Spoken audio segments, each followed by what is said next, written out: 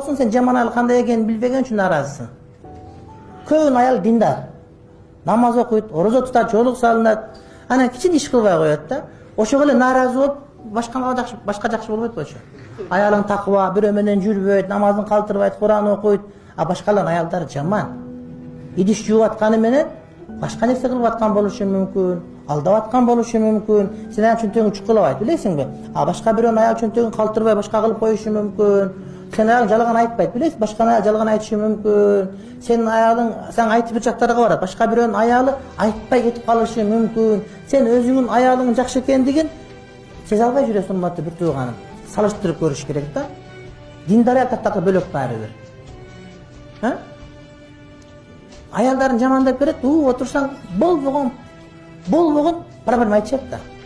Мураттала жадаматыл эстүү кишилер айтат да, ажылыкка барып келгенден жылы отчет алып атат. Быйыл ажылыктан мындайсын айтып атышат дейт. Булардын бардыгы майдасындар экен, демек чоң проблема жок экен дейт да. Чындап адам арызданганда биринчи эң күчтүүсүн айтат да. Эң күчтүүсү проблема болбогон болсо, демек анда чоң проблема жок деген сөз да. Мен биринчи арызданып баштаганда биринчи сүз кандай эле токтотту, бол сен кетип жаша бар, учуп кете бер сразу эле. Бул болбогон нерсе. Эрди катын Нурсат эси кеткен болушат.